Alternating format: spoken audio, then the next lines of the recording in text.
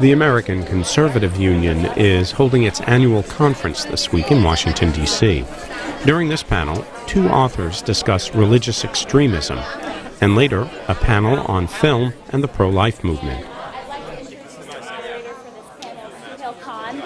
He is the chairman of the Islamic Free Market Institute and serves on the board of the Indian American Republican Council. He earned his JD from the University of Iowa in 1995. He served as policy director and press secretary for U.S. Congressman Tom Campbell, where he worked closely on legislation relating to health, antitrust reform, civil liberties, tort reform, the War Powers Act, racial and gender discrimination, and the 1998 impeachment proceedings in the U.S. House. Very interesting. After the 2000 elections, Khan aided the White House Office of Public Liaison and Outreach efforts and currently serves in the Bush administration at the U.S. Department of Transportation. Okay, can you hear me now? Verizon, can you hear me now? AV guy, you get it? Okay, great. Well, all of that simply to say, Suhail Khan is the moderator. He's a very accomplished guy. This panel is concluding in about, at I think 4:05, 4:10. So we only have a few minutes. We'll get right to it. Mr. Khan. Thank you. I appreciate your time. I'm going to go right to our guests and their opening statements. This is a debate, so I hope we'll have a lively discussion. It's a very interesting topic. First up, to give us just a very brief introduction and an opening statement of about 3 minutes, because we have a shorter time here than we'd like, but we're going to make the best of it. Robert Spencer is the director of Jihad Watch, a project of David Horowitz's Freedom Center. Spencer is a writer and researcher who has written 6 books, 8 monographs, and more than 100 articles about jihad and Islamic terrorism. His latest book is the New York Times bestseller, The Truth About Muhammad. He also is the author of the New York Times bestseller, The Politically Incorrect Guide to Islam and the Crusades. In addition to Islam Unveiled, disturbing questions about the world's fastest growing faith, and Onward Muslim Soldiers, How Jihad Still Threatens America and the West. Please welcome Robert Spencer.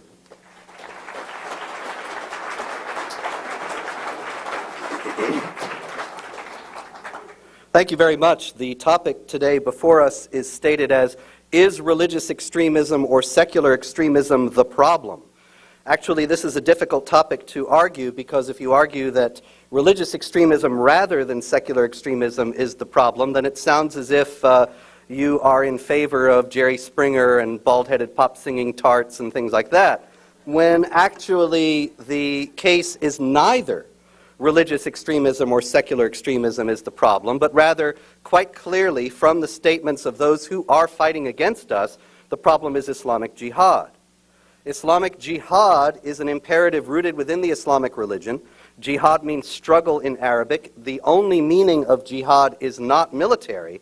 However, there are an abundance of passages from the Quran, the Muslim holy book, and the Hadith, the traditions of Muhammad, as well as all the teachings of the teachings of all the schools of Islamic law, that stipulate that it is part of the responsibility of the Muslim community to wage war against unbelievers in order to establish over them the hegemony of Islamic law. This is not the twisted Wahhabi version of a tiny minority of extremists. It is taught by all the schools of Islamic jurisprudence, and all the sects of Islam that are considered orthodox by Muslims hold to this view. Now, the question before us really, however, is why is it that we're seeing an explosion of this kind of activity over the last quarter century, when if you went back before that to the 1930s, 1940s, 1950s, you didn't see Islamic jihad terrorism dominating the headlines the way you do today? And the contention of Mr. D'Souza, I don't mean to, correct me if I'm wrong, I'm sure you will, is that the depravity of American popular culture has, among other things, contributed to a feeling among Muslims worldwide that they are threatened, that their traditional cultures are threatened, and that therefore they have to lash out.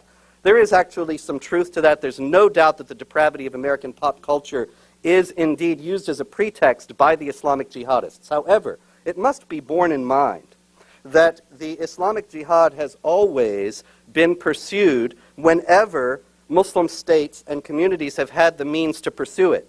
They did not have that means until the last 25 years in the modern era, until the Saudis struck oil. The Khomeini revolution in Iran gave a tremendous impetus to the jihadists because it showed them that they could govern a state. They could win and govern a state. The Saudis have been incredibly instrumental in funding jihad activity worldwide. And this is the ultimate reason why we're seeing this explode in the world today. Finally, the thing is this. The Islamic texts mandate warfare against unbelievers, not just immoral unbelievers, but all unbelievers, regardless of how moral or wonderful they may be. Thank you, Mr. Spencer. Next up, our next guest is Mr. Dinesh D'Souza. Mr. D'Souza is the Robert and Karen Rishwain Fellow at the Hoover Institution. His articles in culture and politics have appeared in Vanity Fair, Forbes, Harper's, The Wall Street Journal, Atlantic Monthly, and The Washington Post, and The New York Times. In his most recent book, The Enemy at Home, The Cultural Left and Its Responsibility for 9/11, which is a New York Times bestseller list, and he'll be signing this book at the Young Americans Foundation Room right after this session. So please, he's also written What's So Great About America, Letters to a Young Conservative, The Virtue of Prosperity, and Ronald Reagan, How an Ordinary Man Became an Extraordinary Leader. Please welcome Dinesh D'Souza.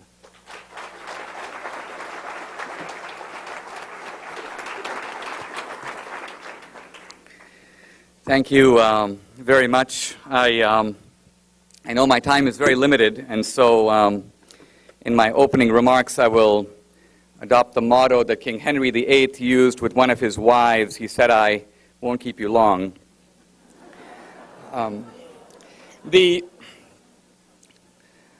If you look at the insurgency in Iraq, and you look at why there is a smell of victory on the part of our enemies in Iraq, it is not because they can beat the U.S. military over there. It is because, if you look at our enemies in Iraq, the reason they feel a sense of victory is not because they are capable of defeating the U.S. military, but because they know that in America, support for the war hangs in the balance. In other words, the Iraqi insurgents know that there is an active secular left in this country that is trying to convince the Congress and ultimately the President to get out. So if they win in Iraq, it will not simply be because of their efforts, but also because of the collaborative help that the enemy abroad is getting, if you will, from the enemy at home. Now,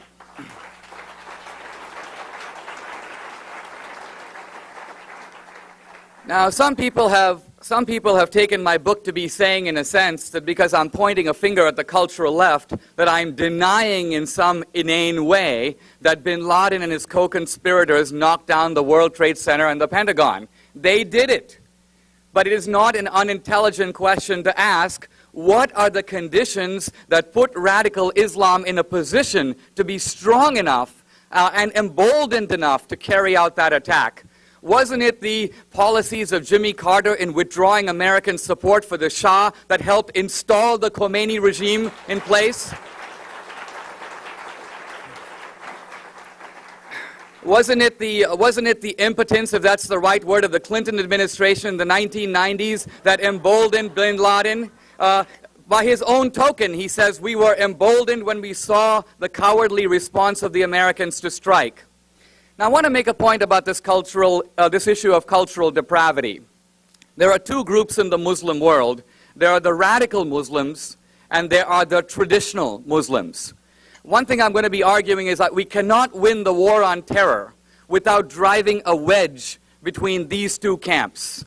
Ultimately, traditional Islam is the recruiting pool of radical Islam. Only by dividing those two groups can we win long term. Thank you.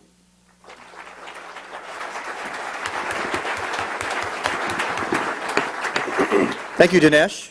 I'm going to go to you with the first question, and that is your book, and having reviewed your book, you lay a lot at the feet of the liberals and the left. And while I may not be crazy about liberals and the left, I'd be hard-pressed to blame them for what 19 hijackers did on 9/11. Care to comment?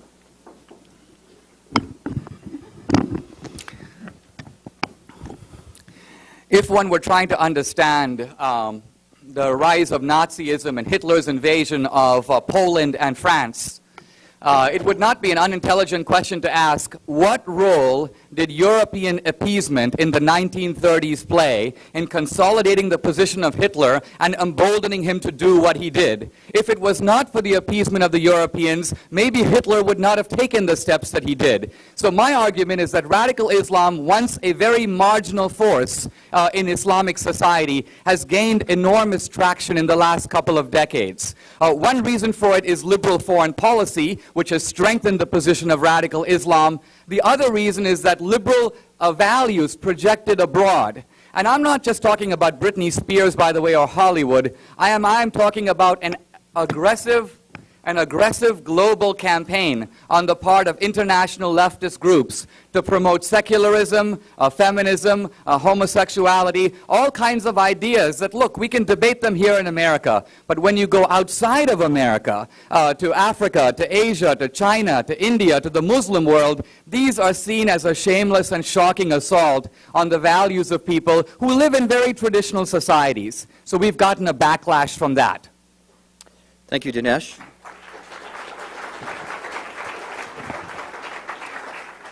In reading your books, Mr. Spencer, you contended, as you did in your opening statement, that devout Muslims are commanded in every school of thought to fight and even indeed kill non-believers. I was never taught that growing up as a Muslim. As a matter of fact, I read in the Quran, do not contend with the people of the book. I didn't say that. Except, okay, well, in the fairest way. So what did you say, and what can you explain that comment? Yeah. In the first place, though, I'd like to say a couple things are not at issue here.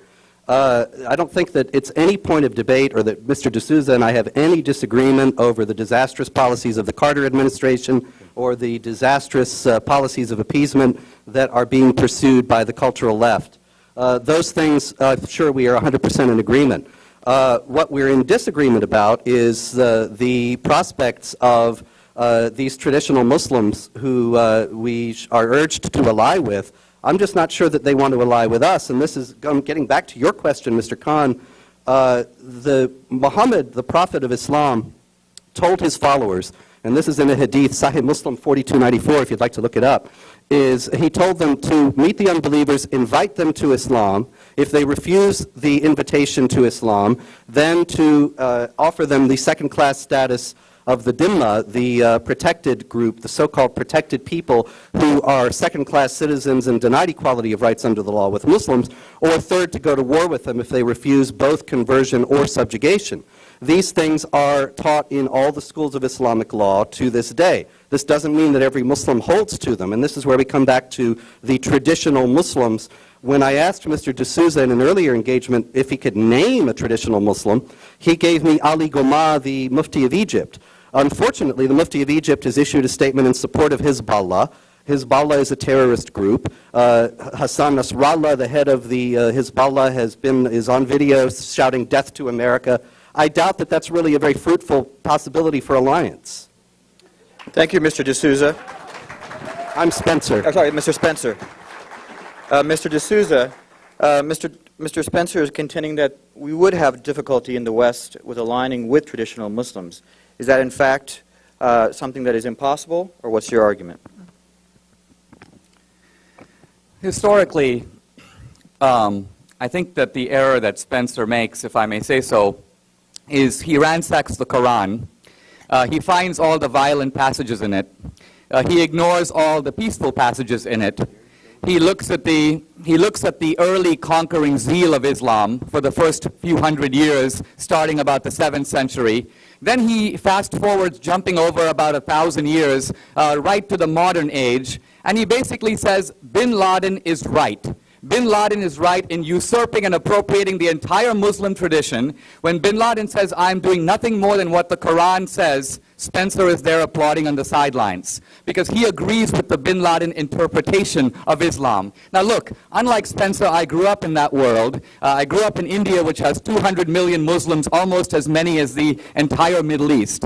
We often think of the typical Muslim as someone in a white sheet with little eyes staring through, living in Saudi Arabia. The largest Muslim country in the world is Indonesia. The second is Bangladesh. There are lots of Muslims in Turkey. So I think that what we are getting here is a distorted picture of the Muslim world, and it has disastrous consequences for us as conservatives, because when we go around attacking Islam, we are alienating traditional Muslims and pushing them into the radical camp by attacking their religion and their values.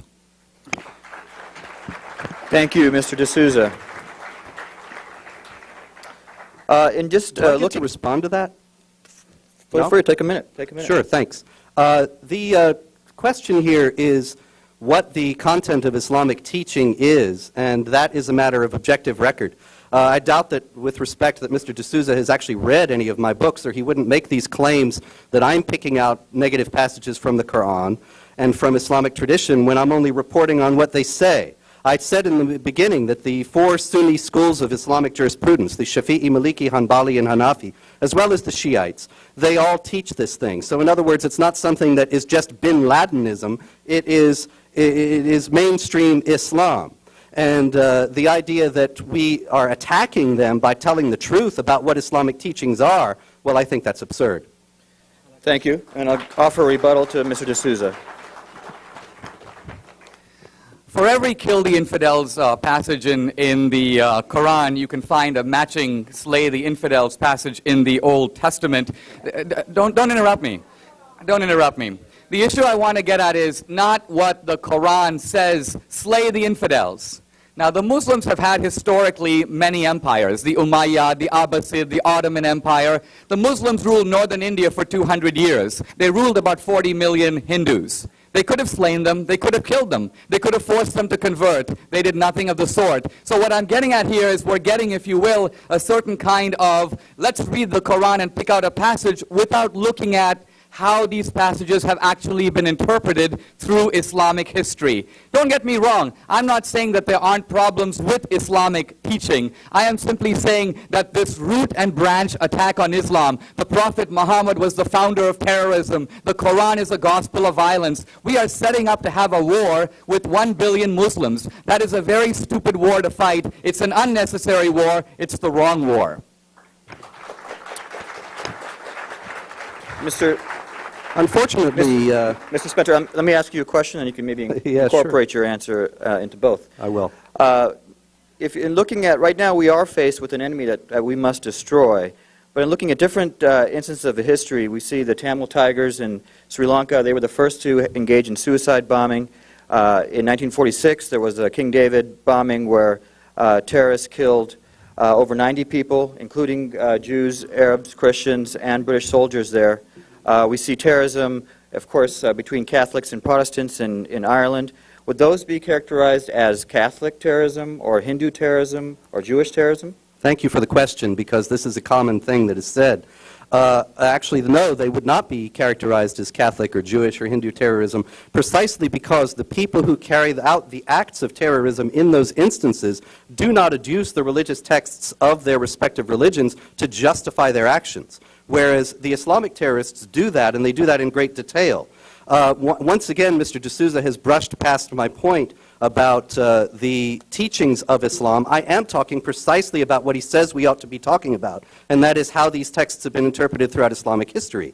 Unfortunately for Mr. D'Souza, these passages that I supposedly cherry-pick out of the Quran that are violent are the ones, precisely the ones, that in traditional and mainstream Islamic theology, according to the doctrine of nasikh or abrogation, are considered to cancel out the peaceful verses and leave the jihad warfare imperative as the word for all time. Now, that doesn't mean that every Muslim is going to be following that out, but that is mainstream Islamic teaching. This is a matter of record. Look at the Islamic texts yourself. All right, this time we're getting close to the end, so I'm going to offer, if you'd wait for a second, Mr. D'Souza, I'm going to offer each of you a 2-minute closing. I just want to rebut his. Well, maybe if you include that in your closing, and then we'll have a 1-minute rebuttal to the closing. You want to go first then, Mr. D'Souza? I'm sorry. Well, can I answer him before doing my closing? Because otherwise I'll use up my closing swatting him down. Well, so, I have to be fair. all right. You have 2 minutes. Look, we agree that there is a problem with the Islamic radicals using the Quran to justify their deeds. We also agree that this group has become very powerful in the Muslim world. That's a real danger. Spencer admits, he'll say, well, not every Muslim, as though there are 3 Muslims who have not yet joined radical Islam. There are, in fact, many Muslims who have not. Now, I ask you this, Spencer, if those guys were in this room listening to you denouncing Muhammad as the founder of terrorism, attacking the Quran, wouldn't the effect of your books collectively be to polarize those guys, push them away from American conservatism, and push them closer to the Islam? You're basically saying that the only good Muslim is a non-Muslim. It's easy to set up a straw man and knock it down. It's harder to deal with what I'm actually saying. Now, the fact is that I never said Muhammad was the founder of terrorism. To say that would be asinine.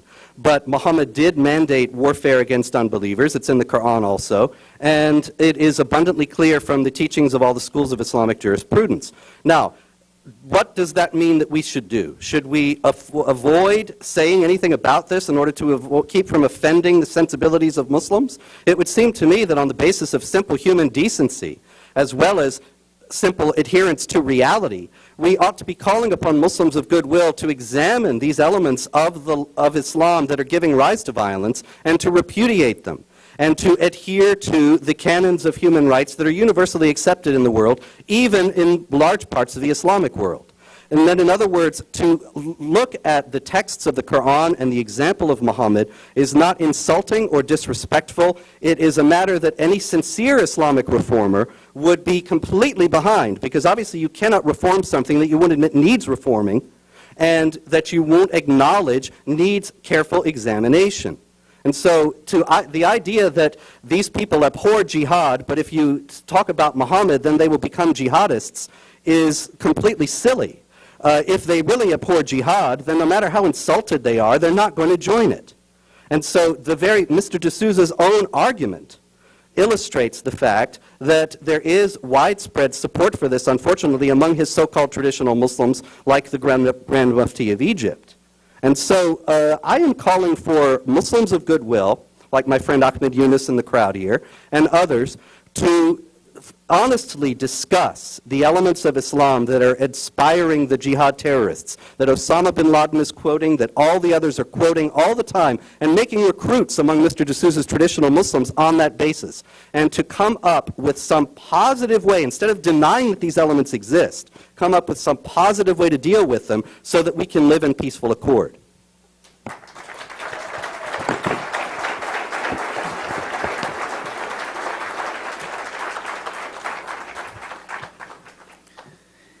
Somewhat like the mosquito in the nudist colony, I'm trying to decide where to begin. But look, it seems to me that Spencer is, on the one hand, claiming something, and with the other hand, taking it back. Who are these traditional Muslims? That's what seems to be the heart of the matter here. To read Spencer's books, you would think most of these Muslims are radicals. They read the Quran. It fires them up. I have read them. Look. You're always interrupting me. Most Muslims in the world today live in democratic societies. If that surprises you a little bit, it's because you've never read it in Spencer's books. The largest Muslim country in the world is Indonesia, a democracy.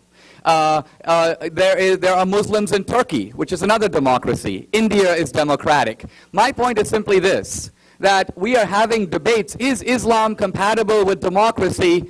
When the majority of Muslims today are running in elections, stepping down when they lose, and so on. My point is these are people that we can work with. The radical Muslims are courting them. We don't want to push them away, because ultimately, even if we kill 1,000 radical Muslims, it's no good if 10,000 traditional Muslims sign up the next week.